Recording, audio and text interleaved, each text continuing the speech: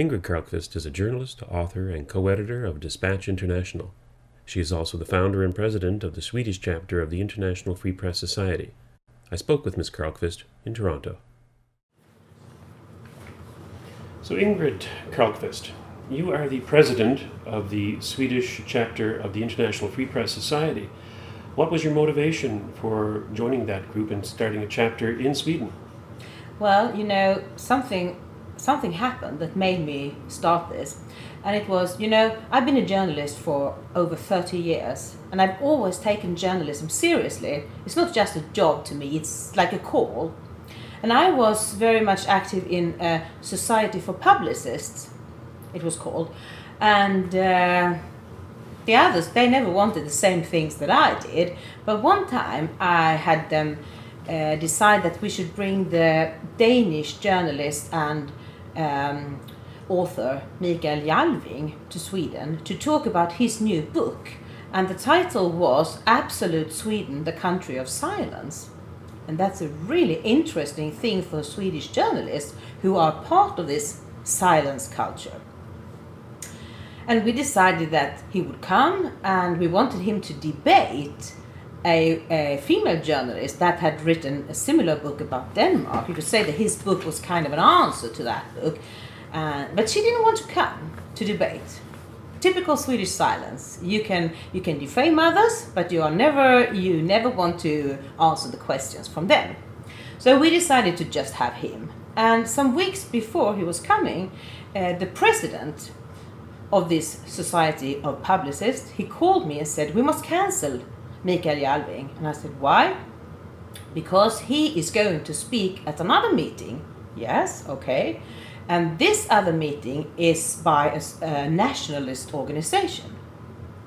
And I said, "Well, is he going to talk about Nazi things, or is he going to talk about his book?" And the president said, "I don't care. If he goes to that meeting and then he comes to us, we cannot have him, because then people will say that we are Nazis." And, this is how it works in Sweden. Guilt by association. Doesn't matter if you are going to talk about your thing, your stuff, your book. If you set your foot in some place where the politically correct people think you shouldn't be, then you are dead. And by the way, they were not Nazis, of course. They were just nationalists. Which is a big difference. And the word nationalist is being used in the European Parliament as well as a pejorative. If you're a nationalist, you're extreme. Yeah. This is what Nigel Farage just said just the other day, that the president of the European Union is using that word pejoratively. What is the mood in Sweden towards the European Union and towards immigration? It's hard to say, because people are so afraid to speak their minds. I mean, most people, I think that when they get a little bit drunk on Midsummer's Eve and so on, they start talking to each other. And I'm sure that most Swedes are very sad about what's happened to the country. We don't recognize our country anymore.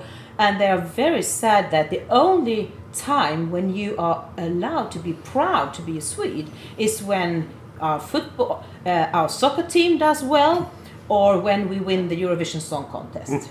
That's when you can go waving the Swedish flag and so on.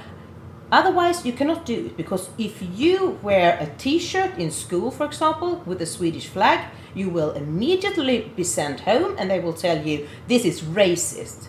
Now tell me, how can it be racist to be proud of your own country? But that's the situation in Sweden. That is diametrically opposed to the attitude here in Canada, where people are encouraged to wear symbols of national pride, Canadian flag, etc. But could it be possibly, I mean, you would know this better than I because I've never been to Sweden, but could it be that it's just a reserved society and a polite society, much in the same sense that you don't talk politics or sex or religion in good company, and you had a British society which, up until perhaps recently, was similar in its reservation to talk about such things? Does this go beyond just polite society, or is there a fear involved? It goes beyond, and I mean, we are reserved. Most of the Swedes are reserved, and they are kind of, shy, and they don't want to brag. You should, this is the country of Jante. I don't know if you know the Jante law, but it's a law of 10 demands, and the first one is don't think you are better than us. That is totally different from the American view, where you're supposed to brag about yourself. So an instilled humility. Yeah. In Sweden, you must never brag about yourself. And it's a combination of the Swedish nature and the media, the politicians silencing people and telling them. And also, you must understand that the Swedes have a collective feeling of guilt from World War II. Because we didn't fight for our country. We did take many Jewish refugees, but we didn't take as many as we could. So now people are paying that price every day, taking a lot of people that are not refugees, but we are paying the price day by day. And so people, we bring in approximately around 100,000 immigrants every year, and we call them asylum seekers, and people are not aware that there is a great bluff going on, because only like 5% of the people that gets permanent residence are considered refugees. The rest of them, 95%, they can stay because they refuse to go home, or because they say they are so we must feel sorry for them, and all kinds of various reasons that are not really reasons. But the media tells everybody that Sweden has such a horrible history, and now we must see to it that we must be the world champions of refugees. So there's guilt involved there. Yeah, a lot of guilt. Is this just with the politicians, or is this a national thing? The person on the street, do they really feel guilty about something their grandparents did? It's a tricky question, because I think maybe they really don't, but it's part of what it's like to be a Swede. You're supposed to feel guilty, and you're supposed to pay every day. Don't ask me why this has become our nature, but I think that's part of the problem. Do you think the mainstream media is properly reporting all of the problems with the immigration? Because I know that there's a huge number of rapes that go on in Sweden. In fact, your country is, the statistic is rather awful that you're in the top for a number of rapes in the world. Yeah, we're number 2 in the world. Predominantly by the immigrant population, if I understand correctly. And is this being reported properly by the mainstream media? Definitely not. First of all, they don't even report about Sweden being number 2 in the world. Let me tell you something. I was shocked too, because I've been writing a lot about false accusations of rape, and I think that is also a big problem. So when I first heard about this report, making Sweden the number 1 in Europe, and then we had another report, number 2 in the world, I thought the problem was all of these false accusations. So I started to investigate it myself. I went to the Malmö police, and I had all the reports on rape attempts for 2010, and I really thought that I was going to see a lot of, apparently false accusations. I didn't. There were a few, but the big problem, as I could see, was that around 80-90% of it was immigrants. And by immigrants, you would single out one particular group of immigrants, wouldn't you? Yeah, I would. The Muslim immigrants are in a majority of the immigrant majority, so to speak. Do you make a distinction between the religion of Islam and Muslims? Surely not all Muslims are rapists. No, of course they are not. Of course they are not. But you have, I mean, when I say these things, my colleagues, my journalist colleagues, and a lot of other people say that you are horrible, Ingrid. You are singling out Muslims and saying that all of them are rapists. I certainly do not. But I say that if you see a problem, if you see that there are so many rapes committed by Muslims, I mean, 10 times their population, I mean, you gotta think, could there be an explanation to this? And I say, I do think, because in the Muslim countries, there is really no such thing as a rape. If a woman goes to the police and say that someone raped her, I mean, she could absolutely not go and say that her husband raped her, because that's impossible. But if she reports someone on the street raped her, she must have 4 male witnesses, eyewitnesses, otherwise she will be put into jail. So it is not so strange that when these men come to Sweden, they have this culture with them. But people tend to believe that the minute people set their foot on Swedish ground, they transform. And they become just like, Western guys that has been brought up with a totally different morale.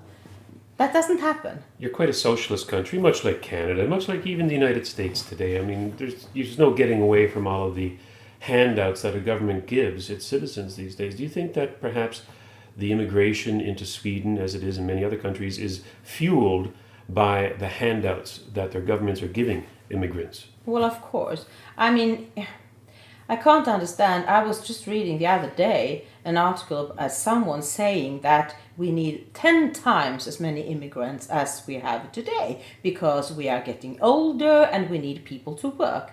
But I mean, seriously, most of these people don't work. And when they come to us, for example, there's the Somalis, they can't even read and write. They have no skills.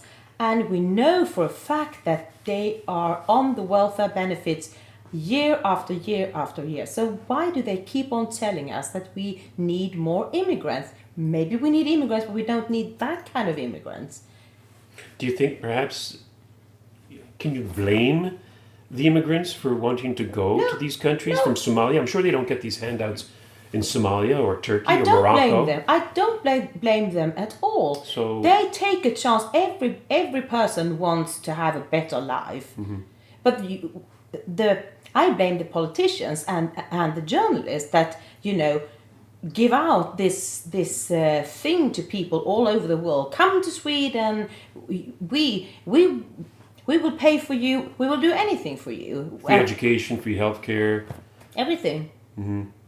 So you can't blame them. So what is being done against the politicians then? If they're the real reason that you have all these immigrants coming to Sweden who are not integrating, what's being done? Is there a political party in Sweden that would take on a lower involvement of the state in the lives of people, lower taxes? Is there anybody carrying that banner out there? We did get a new party into the parliament 2 years ago, the Sweden Democrats. But I'm not so sure that there is so much they can do, because the 7 other parties, they are totally in denial of the problems, and the politicians, they won't work with the Sweden Democrats. They treat them like they have the plague or something. And the journalists, every time they write about the Sweden Democrats, they call them the xenophobic party, the Sweden Democrats. And when you do that over and over and over again, you brainwash people. Mm. So most Swedes, I don't say that you should vote for Sweden Democrats. That's not my business. I'm a journalist. But I think it's horrible that you scare people and brainwash them and make them believe that that is actually a Nazi party. I mean, democracy, to have a real democracy, you need different opinions. You don't need 7 parties that are all different shades of social democrats. So these pejorative terms, nationalist, xenophobic, racist, are being used against anybody who might criticize the immigration of Muslims to Sweden? Yeah. And is that sending a chill, a pall of fear over the public? Well, of course. Who would want that? I mean, I am being called racist, a Nazi, xenophobic, Islamophobic, all the horrible things you just can make up. And I decided that I don't care what they call me, because I feel that I have to do this. I mean, if you see that your country is going down the drain, you have a moral obligation to do something if you are one of the persons that can do something about it. No, you are doing something about it in conjunction with Lars Hedegaard of the International Free Press Society, headquartered in Denmark, and that, of course, is the new newspaper Dispatch International. Yeah. You want to tell me about the newspaper, what gave rise to it, and the newspaper in general? Yeah, what gave rise to it is, I've been working as a freelance journalist for 10 or 15 years, and the last 4 or 5 years I couldn't really make money out of it anymore, because the stories that I want to write, nobody wants to buy and publish. Because such as what kind of such stories? as like, for example, false accusations of rape, the kind of strange things that goes with feminism, what's it called, abusive spouses. In Sweden we believe that it's always men beating up women. Actually, a lot of studies shows that it goes both ways. And I had guys willing to talk about this and have their picture in the newspaper and telling their stories like that. Not one Swedish newspaper would buy this story. And that is a great story.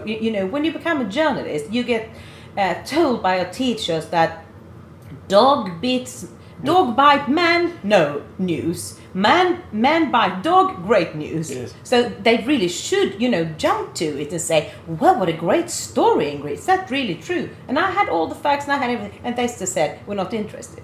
In Canada and the United States, we call them the mainstream media, as you have just then. And there is a characteristic of the mainstream media that would be not to be provocative over the prevailing liberal left-wing views of the powers that be, the establishment. You have that in Sweden as well, apparently. Well, of course. So that is the impetus for this. Yeah, Is that's this why. like a Fox News of Sweden or a Sun Media of Sweden? Yeah, I think you could say that. And I think many people are starving for this kind of news. There was a poll just a few months ago. The Swedes were asked which people they trust, and the group with the lowest trust rate was journalists. Only 24% of the Swedes believe what the journalists write and report on TV and radio. And what does the Swedish journalist do? They should think, what am I doing wrong? Something is absolutely wrong here. Why don't people believe me? No, they just go out and say, you readers are stupid. You don't understand that we know this. You don't understand journalism, but I do. So, I think that people are starving for some real news and the truth. Publish and be damned. Mm-hmm. What else has to be done, do you think, in Sweden and in Europe in general? Because Sweden is not alone in the problems of the breakdown of the rule of law because of immigration. But what has to be done besides getting out a true objective newspaper, one part of the media? Is there anything else that has to be done that people can do to change this tide of rule of law breakdown? I think the most important thing is for people to speak up.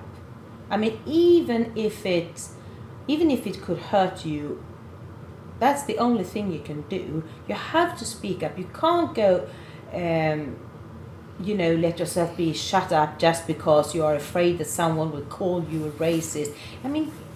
Talk to people and speak up and say, I'm fed up of being ashamed of my country. I'm fed up of being ashamed for being white, for being Western, for being a Democrat. Why should you be ashamed of all these things? We have created the most wonderful societies in the world. So why should we import people who hate everything we stand for and let them tear our societies down? So talk to your neighbors, talk to your boss, talk to your children and your husband and your wife and say, don't you think this is kind of strange that we should be ashamed of something that is really, we are the good guys. Would you call for no more immigration from Muslim-dominated countries into Western Europe? It's very hard. It's hard to say that. I think I can only speak for Sweden, and my opinion is that I think that we should say, stop right now. Let's try to fix the problems we have created. Don't let us bring in more and more and more problems. And then what happens? Is it possible to integrate the Muslims? Fine.